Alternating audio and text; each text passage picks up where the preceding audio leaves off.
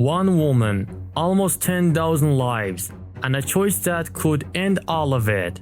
In this episode of Silo, Camille has to decide. Does she wipe the memory of entire Silo, or does she let one person die to save everyone else? By the end of the episode, we find out exactly what she decides to do. Welcome back to Nima's Movie Cave. I am Nima, and today we're breaking down Silo Season 3, Episode 3. Let's get right into it. Let's start with Jules, because this episode really belongs to her.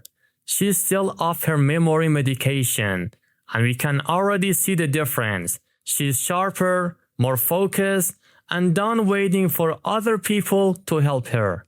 She reaches out to Shirley, hoping for a lead on Lukas Kyle. Shirley ignores her, and when Jules finally corners her in person, Shirley gets defensive and basically blames Jules for not remembering their friendship.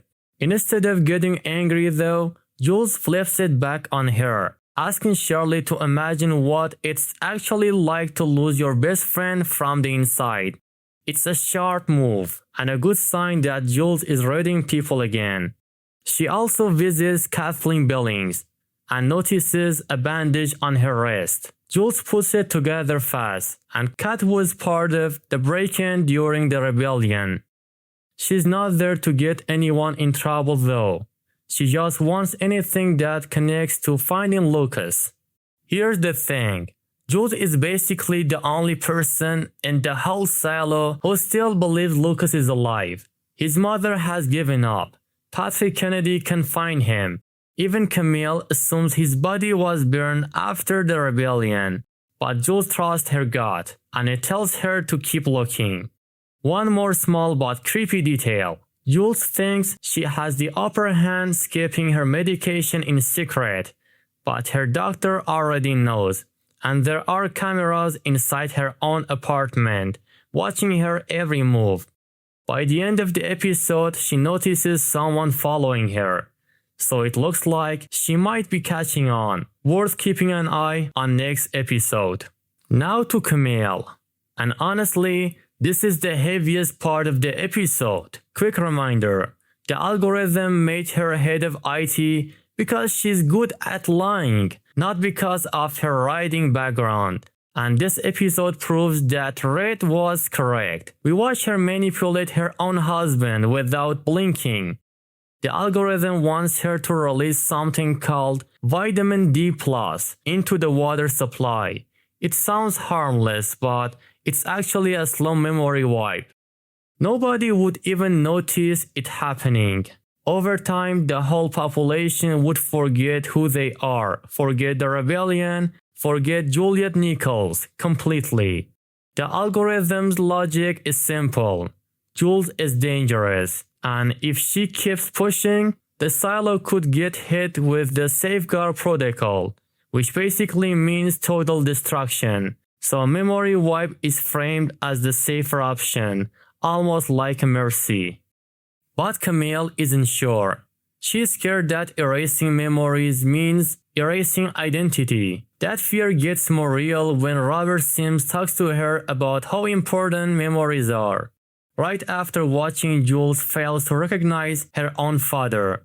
Sim doesn't want that kind of loss for their son, Anthony. He wants his son to grow up with real memories of his family, even if their whole life stays inside the silo. So Camille is stuck in the middle. Wipe everyone's memory and possibly save the population, but destroy who they are as people, or don't, and risk everyone dying under the safeguard protocol instead. And then the algorithm gives her a third option, a darker one. Before we get to that, if you're new here, hit subscribe, because we cover every episode of Silo as it drops. Alright, back to it, because things are about to get a lot more twisted. While Camille deals with the algorithm, Jules keeps digging, literally. With the digger void sealed off, she shifts focus to the mines, the place people go when they don't want to be found, and the same place Lukas was sent before Bernard made him his shadow. Down in the metal shop, Knox brings her to Mark Chambers, who doesn't give a clean answer.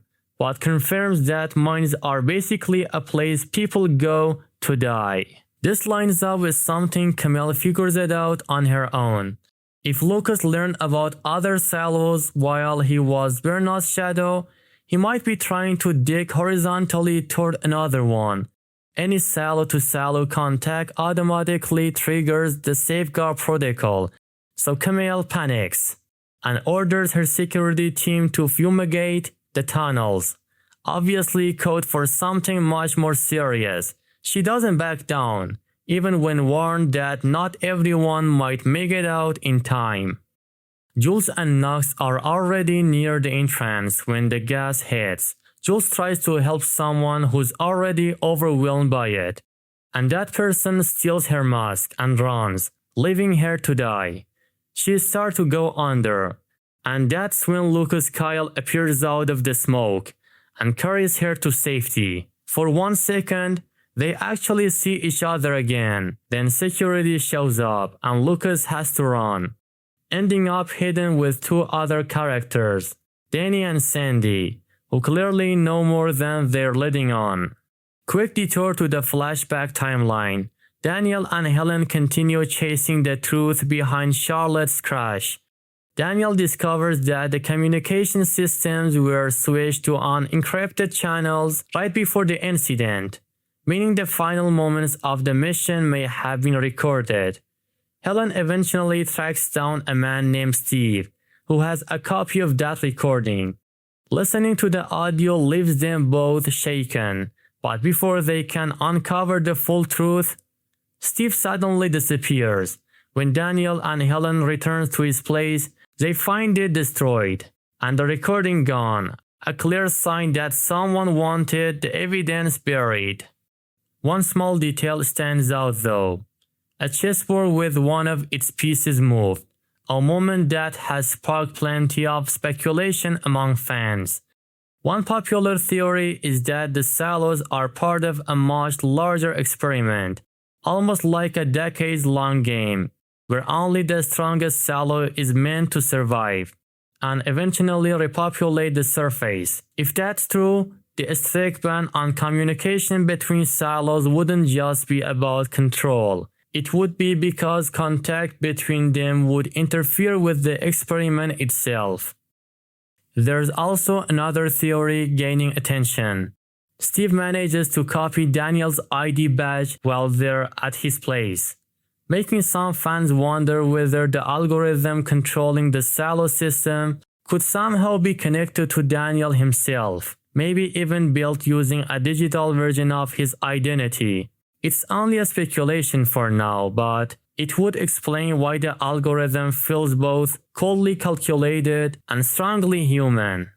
And on top of everything else, Helen is fighter right after she starts digging deeper into the mission, making it clear that someone powerful wants this question left unanswered. One more thread before we get to the ending. Sheriff Paul Billings learns Orla Kent's new boyfriend used to date to the daughter of the head of the mines, a family with a known rivalry against Orla's own family, the Harwoods. By the end of the episode, a body covered by a sheet is found in the mines, implied to be Orla, though it's never fully confirmed. My read on it: if the boyfriend passed along where Orla was headed that day, it's not hard to imagine the Harwoods wanting her out of the picture, maybe just enough to get their own daughter back into that supply position. Nobody could have planned for the gas, but if she was lured down there and left to fend for herself, that's still very much on them. This feels like it's going to come back in bigger way once Billings starts pulling on it. So here's where it all comes together.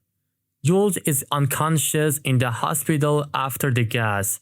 The algorithm sees an opportunity. If Jules quietly dies from her injuries, the silo could treat her as a martyr, uniting everyone emotionally without a single memory wipe. There's just one problem. She isn't dying naturally, so the algorithm is essentially asking Camille to kill her. It's basically a full trolley problem. And interestingly, the population number of the algorithm uses here is exactly one less than what it coded earlier in the episode, which might just mean it already subtracts Jules. Or it might be quietly confirming Orla really did die. Either way, it feels intentional. And by the end of the episode, Camille says yes, she's willing to do it. Is this really going to happen? Personally, I don't buy it. Juliette is the main character of this show, and I don't think Silo writes her off in episode 3 of season 3, but this choice will have consequences either way. Camille is clearly changing, becoming colder and more isolated from her own husband.